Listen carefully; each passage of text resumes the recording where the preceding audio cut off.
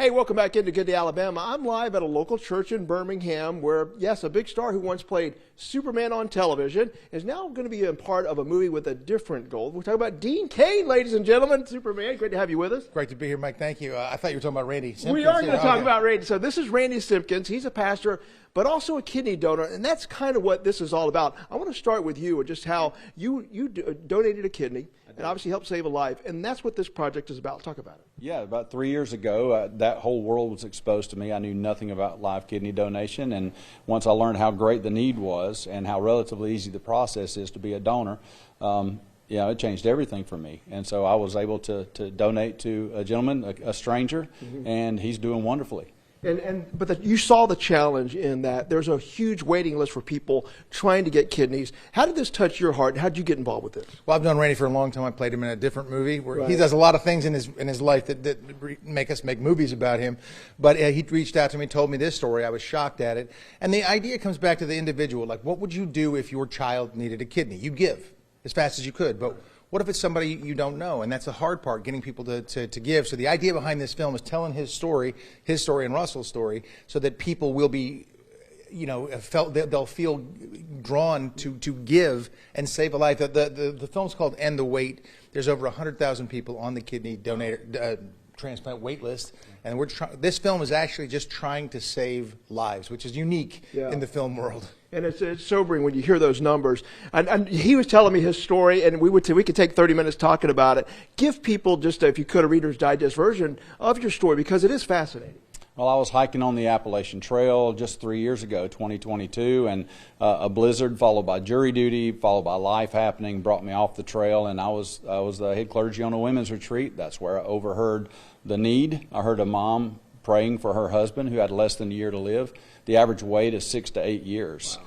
And most people don't make that. Right. That's right. There's 48,000 people being added just this year. So I immediately knew if I had an opportunity to save a life, you go to sleep, you wake up, it's over. They won't let you do it if you're not healthy enough to do it. So why would you not do that? Right. And so we're just trying to create a national awareness. And if we can get this story in front of 100 million people and 1 out of 1,000 say, I can do what that guy did, we'll effectively end the wait.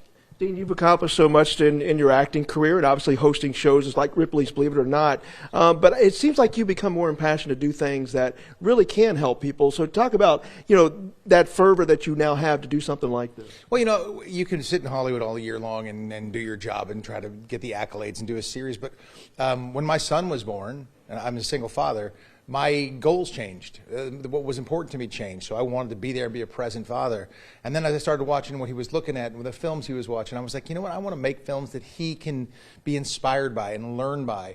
Sure, I like to make some entertaining films as well as ones that have a message. And you kind of find that balance. And I have struck a very nice balance between being a father and then making films I think that matter. This one is very personal to me because I know Randy a long time. I'm playing Randy. You can see we look exactly the same. Randy, you never looked so handsome. You and I look like cousins. What's odd is my mom, who's 97 years old, by the way. Wow. She's always thought that I look like you. And I said, if I look like Dean Cain, Mom, I'd be on television. And look where you are. Not that kind. But talk a little bit about this movie. I know it's a true story. And you're shooting parts of it around Birmingham. Yes. When will it be released, do you think?